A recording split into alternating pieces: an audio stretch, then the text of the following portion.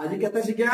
20 पढ़िया शिखिया हला 19 पढ़िया रे कोन करथले खाली जुग्म संख्या लिखुले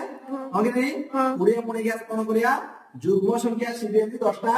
लिखि दबा हला 2 4 6 8 10 12 14 16 18 20